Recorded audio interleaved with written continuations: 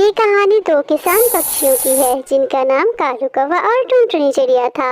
वो दोनों प्याज की खेती करते थे और उसी प्याज को बाजार में बेचकर वो दोनों अपना गुजर बसर किया करते थे। प्याज ले लो प्याज, ताजी ताजी प्याज, 100 रुपए किलो प्याज, लाल गुलाबी प्याज, प्याज ले लो प्याज। इस तरह से वो दोनों सुबह से शाम तक प्याज बेचते और रात को जो कमाई होती उसे लेकर घर आ जाते।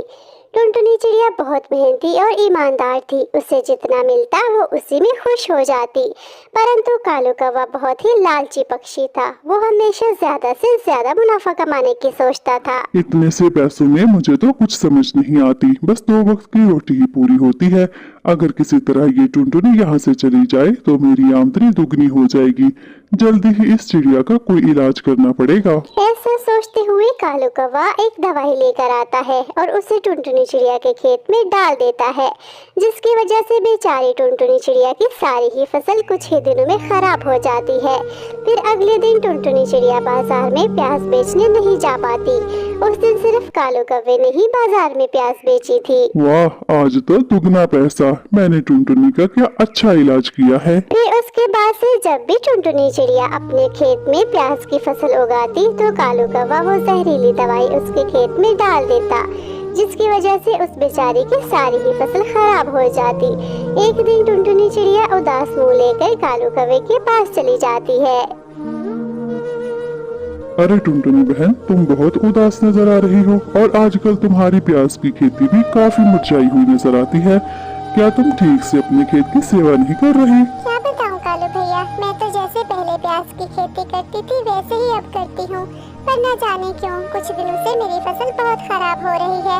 मुझे तो कुछ समझ में नहीं आ रहा। मैंने तो सब कुछ करके देख लिया, लेकिन किसी चीज का कोई फायदा नहीं हो रहा। टुनटुनी बहन, तुम मानो या ना मानो, तुम्हारी प्याज की खेती को किसी की नजर लग गई है, लेकिन मेरे पास इसका एक उपाय है। नदी पार वाले जंगल में एक बाबा रहते हैं।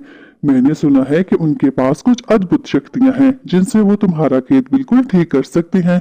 मेरी मानो तो तुम एक बार उनके पास चली जाओ, वो तुम्हारे खेत की सारी नजर उतार देंगे। अच्छा कालू भैया, अगर ऐसी बात है तो मैं आज ही उनके पास चली जाती हूँ। ऐसा कहते हुए टुनटुनी चिड़िया नदी पार वाले जंगल चली जाती है। ये सब कुछ देखकर कालू कौवा तो बहुत खुश हो रहा था। अरे जाओ टुनटुनी जाओ, तुझे जंगल में कोई बाबा नहीं बल्कि तुम्हें तो जालिम चील मिलेंगे जो तुम्हें जान से मारकर खा जाएंगे। फिर उसके बाद बाजार में सिर्फ मैं ही प्याज बेचूंगा और तुम्हारा खेत भी सिर्फ मेरा ही होगा। अब तो मजा ही आ जाएगा। हा हा हा। बेचारी टुनटुनी चिड़िया उस घने जंगल में चली जाती है। वो बहुत सीधी सादी और मासूम चिड़िया थी। वो उस घने जंगल में जाकर डरने लगती है। हाय ऊपर वाले, ये जंगल कितना घना है। मैं तो यहाँ किसी बाबा को तलाश नहीं कर सकती। ऊपर वाले मेरी मदद करो, मुझे तो इस जंगल में बहुत डर लग रहा है। भगवान ने उस टुनटुनी चिड़िया की फरियाद सुनी। वो स्वयं अपना रूप धारण करके टुनटुनी चिड़िया के पास आते हैं। तभी एक रोशनी सी पड़ती है और वहाँ पर एक तोता प्रकट होता है। क्या हुआ चिड़िया बेटी, तुम यहाँ क्या कर रही हो? ये जंगल तो एकदम सुनसान है, यहाँ तो कोई भी नहीं है। तोते अंकल, मैं यहाँ बाबा को ढूंढने आई थी। मेरे दोस्त कालू ने बताया था यहाँ पर एक बाबा रहते हैं जिनके पास बहुत सारी शक्तियाँ हैं और उन शक्तियों से वो मेरे खेत की सारी समस्या को दूर कर देंगे। टुनटुनी बेटी, यहाँ पर कोई बाबा नहीं है, लेकिन हाँ, तुम्हारी परेशानी का हल मेरे पास जरूर है। ये लो दवा, तुम इसे अच्छे से अपने खेत में छिड़क देना, जिससे तुम्हारी फसल कभी खराब नहीं होगी। और हाँ, एक बात याद रखना टुनटुनी बेटा, कभी भी ज्यादा का लालच नहीं करना, वरना उल्टा पड़ जाएगा। ठीक है तोते अंकल, जैसे आपने कहा मैं बिल्कुल वैसे ही करूँगी। टुनटुनी चिड़िया वो दवाई लेकर अपने खेत में जाती है। वो दवाई को अपने खेत में छिड़क देती है। अगले दिन उसके खेत में बड़ी बड़ी प्याज उग जाती है। ये सब देखकर टुनटुनी चिड़िया तो बहुत खुश होती है। अरे वाह, ये प्याज तो बहुत बड़ी बड़ी है, मैं इसे जल्दी से बाजार में ले जाकर बेच देती हूँ। ऐसा कहते हुए टुनटुनी चिड़िया सारे प्याज एक ठेले पर रखकर उन्हें बेचने चली जाती है। प्याज ले लो प्याज, बड़े बड़े लाल गुलाबी प्याज। आओ पक्षियों, प्याज ले लो। आज से पहले तुमने कभी इतने बड़े प्याज नहीं देखे होंगे, तो जल्दी से आओ और प्याज ले लो। बड़े बड़े प्यास देखकर सभी पक्षी दंग रह जाते हैं। वो फौरन टुनटुनी चिड़िया के ढोले पर आते हैं। अरे टुनटुनी, तुम्हारी प्यास तो काफी बड़ी है, इतनी बड़ी प्यास तो मैंने आज तक नहीं देखी। लाओ, मुझे 3 किलो प्यास दे दो। फिर टुनटुनी चिड़िया सुंदरी कवि को प्यास दे देती है। ऐसे ही सभी पक्षी टुनटुनी चिड़िया से प्यास खरीदते जाते हैं। आज उसकी बहुत अच्छी कमाई हुई थी। वो प्यास बेचकर अपने घर वापस लौटती है। आज तो मेरी बहुत अच्छी कमाई हुई है। ये सब उसी दवाई का कमाल है जो तोते अंकल ने मुझे दी थी। इस तरह से टुनटुनी चिड़िया रोजाना उस दवाई को अपने खेत में डालती, जिससे उसकी प्यास बड़ी बड़ी हो जाती और उसे बेचकर वो अच्छे पैसे कमाने लगती है। लेकिन ये सब कुछ देखकर कालू कौवा तो बहुत जलता है। ये सब क्या हो रहा है? लगता है इस टुनटुनी चिड़िया के हाथ कोई जादू की पुड़ी लग गई है। मुझे कैसे भी करके पता लगाना ही होगा। ऐसा कहते हुए कालू कौवा टुनटुनी चिड़िया का पीछा करता है और उसे खेत में दवाई डालते हुए देख लेता है। अच्छा, तो ये राज है इस बड़े प्याज का। कैसे भी करके ये दवा की पोटली मुझे लेनी ही होगी। ये सब देखकर कालू कौवा वहाँ से चला जाता है। कई दिन गुजर जाने के बाद कालू कौवा मौका देखते ही वो दवा की पोटली चुरा लेता है।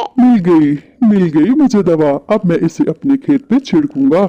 वो टुनटुनी तो पागल है। मैं तो ये सारी दवा अपने सारे खेत में डालूंगा ताकि एक ही बार ज्यादा से प्याज बेचकर ज्यादा सा मुनाफा कमा सकूं। मैं तो बहुत जल्दी माला माल हो जाऊंगा। ऐसा कहते हुए कालू कौवा अपने प्याज के खेत में दवाई छिड़कने लगता है, लेकिन अनजाने में वो दवाई मधुमक्खी के छत्ते पर भी छिड़क देता है। अगले दिन वो अपने खेत में जाता है तो बड़ी बड़ी प्याज देखकर बहुत खुश होता है, लेकिन प्याज के साथ साथ मधुमक्खी का वो छत्ता और मधुमक्खी भी बहुत बड़ी हो चुकी थी। वाह वाह वाह, ये प्याज कितने बड़े हो गए हैं। आज तो मैं बहुत अमीर हो जाऊंगा। आज तो मुझे मजा ही आ जाएगा। लेकिन तभी वो बड़ी मधुमक्खियाँ छत्ते से निकलकर कालू कौवे के पीछे पड़ जाती हैं। ये देखकर कालू कौवा तो बुरी तरह से घबरा जाता है। अरे बाप रे बाप, मर गए। कोई बचाओ मुझे। ये मधुमक्खी तो मुझे जान से मार कर ही रहेगी। कालू कौवा अपनी जान बचाने के लिए वहाँ से भागने लगता है। वो अपनी जान बचाने के लिए नदी में कूद जाता है। मुझे माफ कर दो, प्लीज मुझे माफ कर दो। मैं समझ गया हूँ। मैं दोबारा कभी भी लालच नहीं करूँगा। बस एक बार मेरी जान छोड़ दो। उसके बाद से कालू कौवा ज्यादा लालच करना छोड़ देता है और टुनटुनी चिड़िया खुशी खुशी अपने प्याज की खेती करने लगती है। प्यारे बच्चों, इस वीडियो को लाइक करें, अपने दोस्तों के साथ शेयर करें और चैनल को सब्सक्राइब करें। और हाँ प्यारे बच्चों, आज का सवाल ये है कि टुनटुनी चिड़िया को घने जंगल में दवाई की पोटली किसने दी थी? अगर आपको मालूम है तो कमेंट बॉक्स में जरूर बताएं। Thank you, bye bye. ऐसी ही कहानियाँ देखने के लिए हमारे चैनल को सब्सक्राइब करें और लाल बटन प्रेस करना ना भूलें।